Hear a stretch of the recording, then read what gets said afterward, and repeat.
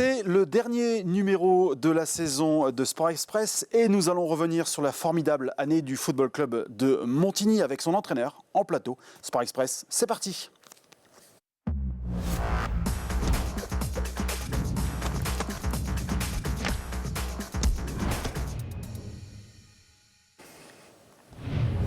Salut à toutes et à tous, merci d'être fidèles au rendez-vous que vous fixe ILTV chaque semaine avec les sportifs de l'agglo Hénin-Carvin. Et pour la dernière, honneur donc au FC Montigny cette semaine, champion de Régional 3 et vainqueur de la Coupe d'Artois. Pour en parler, j'ai le plaisir d'accueillir sur ce plateau l'entraîneur de cette équipe, Rachid Mourabit. Rachid, bonjour. Bonjour. Merci d'avoir accepté notre invitation. Alors, je sais que vous rentrez de vacances. Avez-vous complètement coupé avec le monde du foot? Non, c'est compliqué. On essaye. Honnêtement, on essaye de passer du temps avec la famille et de couper un peu, mais c'est pas facile. Ouais. Avez-vous eu le temps de revenir sur les grands moments de cette saison? On a eu pas mal, mais on va dire qu'avec le foot, il faut vite switcher. On n'a pas le temps de trop rester dans le passé. Ok, la saison elle a été super, etc. Mais on bascule très rapidement sur la saison suivante. Alors, on évoquera la saison suivante plutôt en fin d'entretien. On va revenir sur celle-ci et notamment la première journée du championnat, le 10 septembre 2023. Vous étiez dans la peau d'un promu, puisque vous veniez de première division. Quel était l'objectif de cette saison ?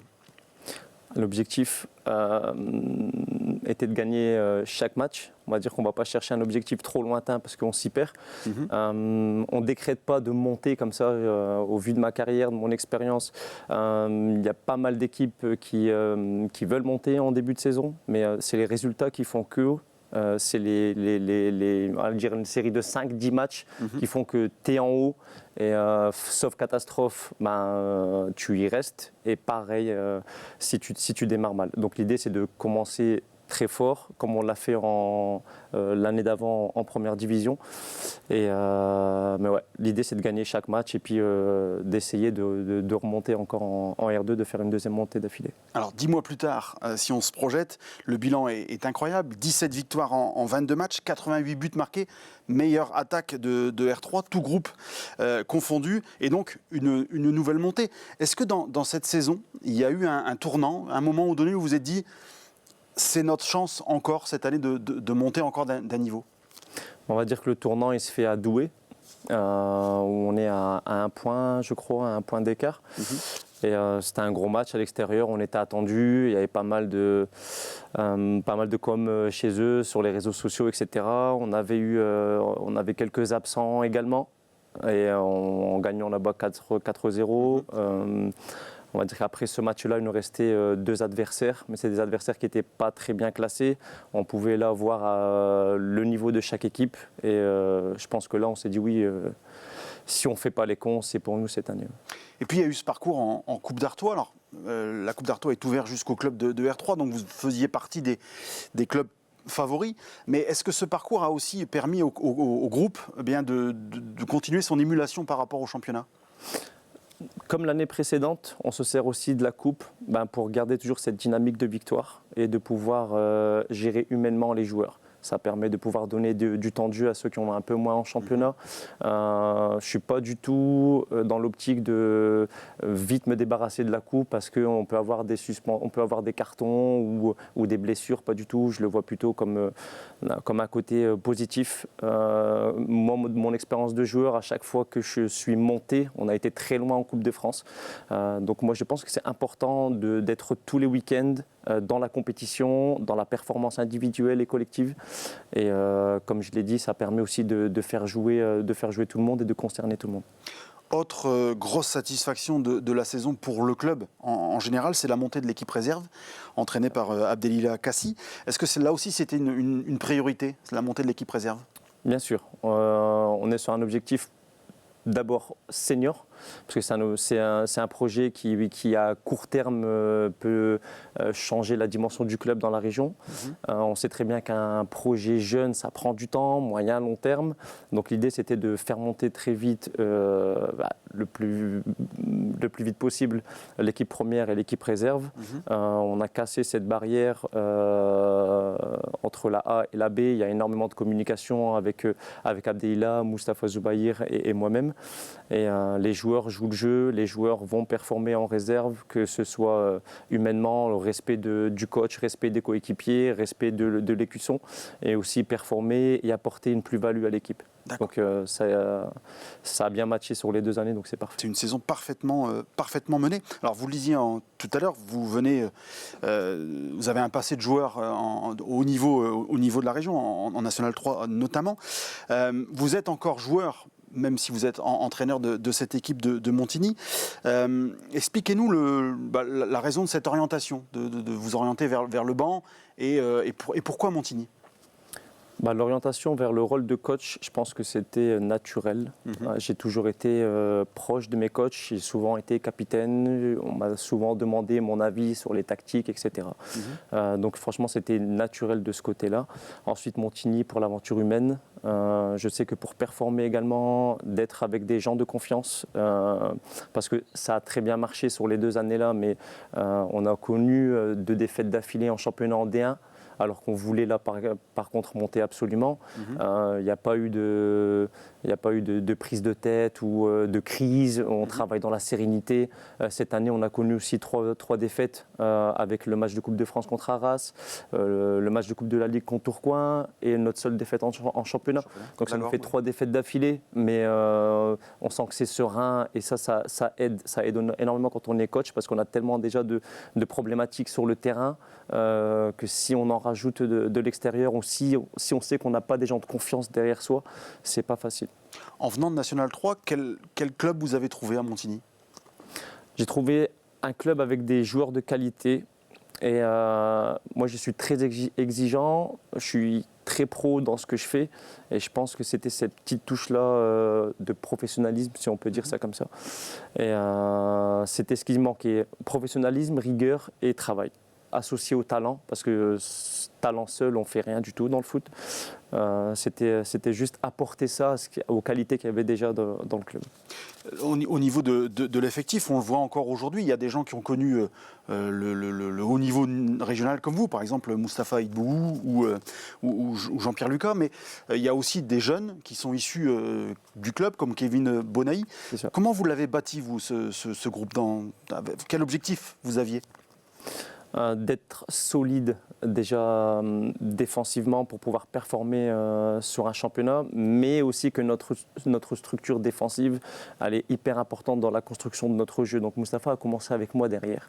Ensuite, on a eu l'arrivée d'autres joueurs qui ont une expérience moindre que moi ou Mousse, comme Nabil Zawa qui nous est arrivé de la N3 de Vimy directement, Sofiane Barry aussi qui a pas mal d'années de R1 dans les jambes, donc ça nous a permis d'avoir une équipe assez solide et avec aussi l'émergence d'un Kevin Bonaï qui jouait en réserve les années d'avant et au départ qu'on a pris pour voir, et ça a été un titulaire indiscutable. Si je ne l'avais pas mis en équipe réserve pour aider l'équipe réserve, toujours là dans ce but d'avancer l'équipe première et l'équipe réserve en même temps, il aurait fait la totalité des matchs titulaires avec moi.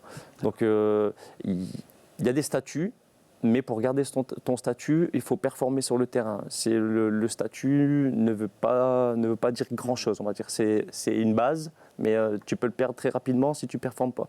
Kevin Bonaï a été la preuve qui, malgré son passé de joueur de D4, fait partie des joueurs cadres chez nous. Votre propre statut d'entraîneur-joueur, comment vous le gérez au quotidien et en match ? Ça se passe bien. Ça se passe bien que ce soit dans le vestiaire, sur le terrain. J'ai des joueurs hyper intelligents. Je pense que mon passé aide aussi.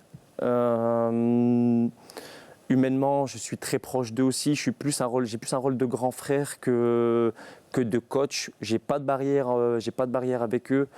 Si je dois leur dire ce que je pense et des critiques négatives, je le dis.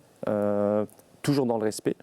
Et si j'ai des bonnes choses à leur dire, parce que souvent on parle des trains qui arrivent en retard et on est toujours dans le négatif, mais je sais qu'en tant que joueur, c'est hyper important de sentir quelqu'un derrière soi et d'avoir des bonnes paroles quand on fait des bonnes choses. Sur le plan plus technique, plus tactique, vous avez la meilleure attaque de toute la R3, je le disais tout à l'heure. Quel genre d'entraîneur êtes-vous ? Moi, je veux que mon équipe soit proactive. Je veux que l'équipe domine le match. Je veux qu'elle prenne le match en main, qu'elle pose des problèmes à l'adversaire, que ce soit avec le ballon ou sans, avec une grosse pression dès qu'on perd le ballon. On défend très haut. On va dire qu'on veut prendre le main en match, tous les matchs. Et si l'adversaire est meilleur que nous et arrive à ressortir les ballons, qu'on n'est pas efficace sur les pressings, etc., on peut s'adapter. On n'est pas là à faire du...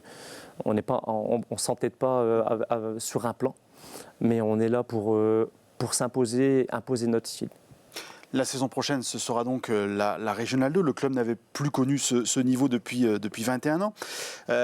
Forcément, il y a du travail sur le recrutement. Comment vous l'avez envisagé, ce recrutement pour l'année prochaine ? On a ciblé des joueurs. Et ce qui fait plaisir également, c'est qu'on a été sollicité par pas mal de joueurs qui jouaient au-dessus. Donc ça prouve qu'on fait des bonnes choses, qu'on est regardé, il y a du monde qui vient nous voir. Donc on a ciblé, on a déjà un effectif de qualité, on n'est pas là pour faire du nombre, on veut de la qualité. Donc et également, il faut que la personne qui rentre dans notre vestiaire soit saine. Notre vestiaire, c'est vraiment que des mecs en or. C'est ultra important dans l'équilibre parce qu'on sait que c'est fragile.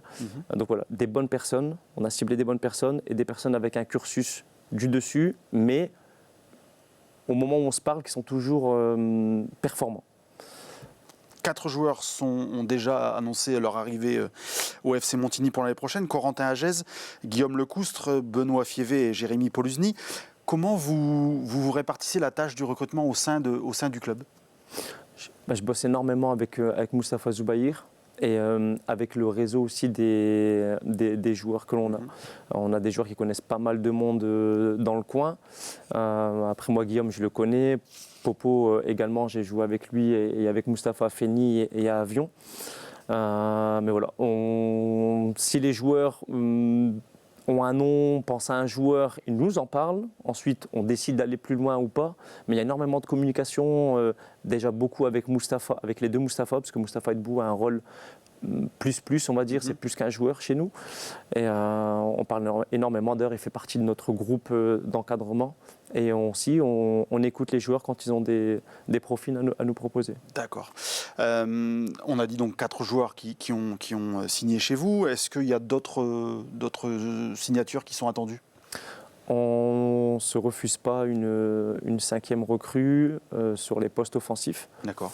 Mais comme je l'ai dit avant, il faudra qu'humainement elle soit top et qu'elle apporte une vraie plus-value. Il y a des joueurs qui ont déjà fait 2 bonnes saisons avec nous. Donc si on a un joueur qui vient du dessus et qui peut vraiment nous apporter quelque chose, parce qu'on sait que la R2 va être très costaud l'année prochaine, on ne va pas s'en priver, ça serait bête de notre part. Mais si c'est un joueur qui a dépasse d'un poil l'un de nos joueurs, non, on s'arrêtera là. Est-ce que la R2 va changer vos perspectives dans l'approche de la prochaine saison ? À vous, entraîneur. En termes de jeu, non. Parce que sur les matchs de Coupe de France ou même sur les matchs de préparation, on est habitué à jouer contre des équipes du dessus. L'année dernière, on a joué, je crois, 5 matchs contre des équipes de R1, où dans le jeu, on a fait vraiment jeu égal. Je prends le cas d'Arras, qui rate de peu la montée en N3. On a fait un très gros match. On a été proactif, on n'était pas dans un rôle d'attente et de contrer ou de jouer sur un terrain qui allait niveler les niveaux. Non, on les a regardés droit dans les yeux, on a été vraiment costaud et l'année prochaine ce sera pareil. Je sais que ce sera très costaud l'année prochaine, à nous d'être au niveau, mais on ne changera pas de style. Ça se passe très bien comme ça et on va dire qu'on est sûr de nos forces et on continuera sur cette lancée. Très bien. Eh bien, on aura le plaisir de vous suivre sur ILTV toute la saison l'année prochaine. Rachid, merci d'avoir été sur ce plateau. Un grand merci à vous. Bonne chance pour la préparation. La reprise est fixée quand ? 29 juillet. 29 juillet, très bien. Eh bien, merci encore et à très bientôt. Merci à vous. Voilà, ainsi s'achève ce numéro de Sport Express. Ainsi s'achève cette saison riche en sport sur ILTV. Merci à toute l'équipe qui m'a accompagné tout au long de la saison. Merci à vous de nous avoir suivis. Et on se donne rendez-vous en septembre pour une saison qui s'annonce encore plus sportive. À très bientôt.